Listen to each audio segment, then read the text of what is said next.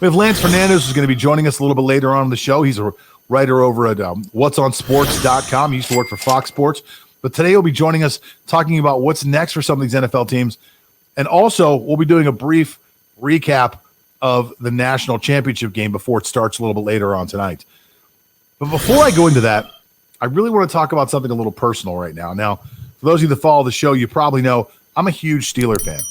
I've been a Steeler fan since I was this high. I grew up in Pittsburgh, just kind of the way it was. My first memory of real sports is being young and watching my father bet on a Pittsburgh Steelers Super Bowl and not understanding that my mother had told me that my dad had a lot of money on the game. And I remember having this long conversation trying to understand what it was he did. Like, what was he doing? And I realized he was gambling later on.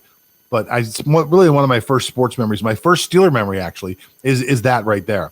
I watched the entire game. I rooted for the Steelers because my father had money on them. That was kind of how I was indoctrinated into sports. So I've been a super Steeler fan. I was a Bill Cowher fan. I was a Chuck Noll fan. I'm a Mike Tomlin fan. I appreciate the product. I appreciate what we put out there. I appreciate the effort. I got to tell you, I have never, ever, not just as a Steeler fan, but as a fan of football, as a fan of sports, I have never seen a team have such an epic, huge, catastrophic collapse as I saw with the Pittsburgh Steelers this year.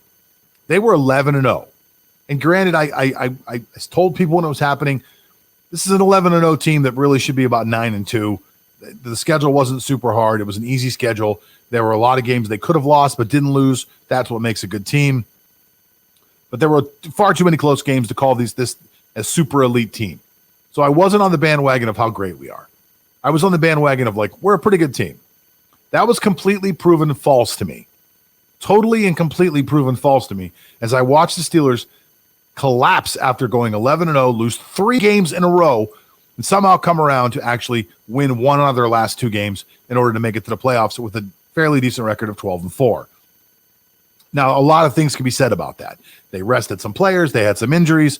Ben had a cold streak. The wide receivers couldn't catch the ball. Whatever you want to say, you can say.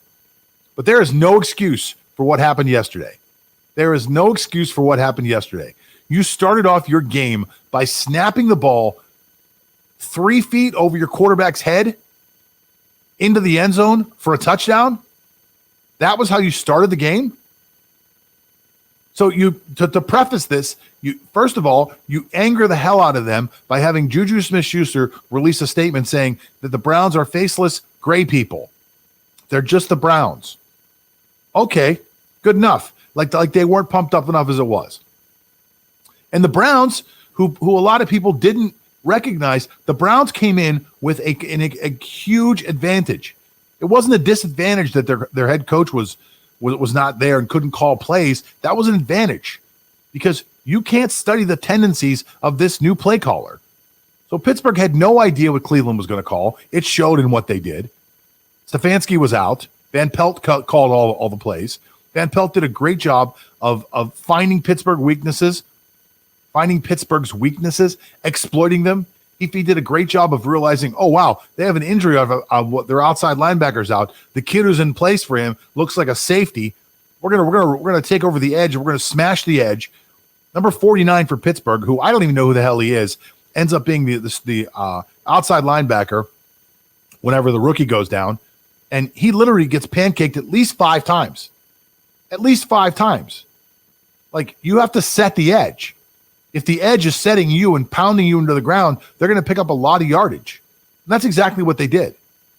It was an epic collapse in every level yesterday for the Steelers. That did not look like a playoff team. It did not look like a good team. You want to talk about Ben Roethlisberger's 4 turnovers? They were awful. Ben, I know that's a terrible note to go out on, but that's the note you should go out on. The back half of the season really showed that you should stop. It's painful to say it. I'm a Pittsburgh Steelers fan. I'm a Ben Roethlisberger fan. You should stop. You should stop playing. It's over. It's time to move on. If you stay with the franchise, you will hang them with a $40 million salary cap just for you next year. Find a way to exit that deal and get yourself off the team, whatever it is you have to do. Whatever it is you guys have to do to figure it out. that you have to move on. It's time to move forward. It's time to move forward for a lot of things. That team needs a lot of help right now. From going from 11-0 to the back half of the season just shows you the age of that team. You're going to lose Juju. You're going to lose James Conner. You're going to lose there's 22 guys right now that they're going to lose. Mike Hilton will be gone. Really sets the tone in that secondary. He'll be gone. It's just a rebuild. It's coming up right now.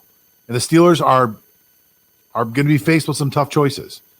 I think the best thing for them to do if they truly care about their franchise is to move forward without Ben Roethlisberger and do what they got to do.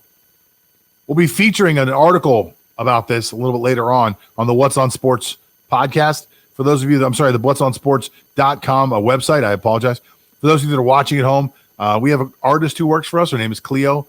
I had her put together a cool little piece of art. And again, it's painful to ask her to do this. Pittsburgh fan right here. Ben Roethlisberger fan right here. Always have been. Always have supported him, the team. He's had bad games. I've still stood by him. This is what I see now when I see him out there. And I don't want to see it anymore.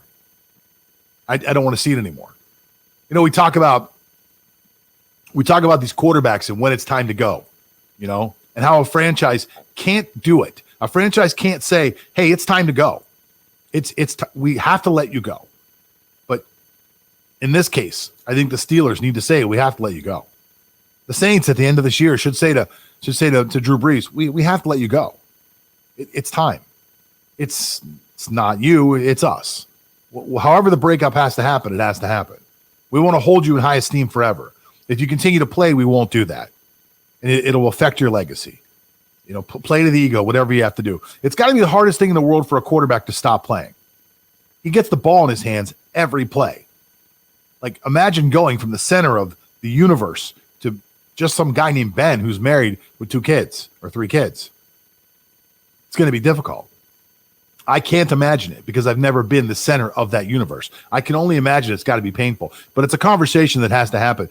From a Steeler fan to the Steeler organization, if you guys happen to run across this video, listen to this podcast, something about this pops up, please, for God's sakes, let's have the conversation. Let's move on. Let's rebuild.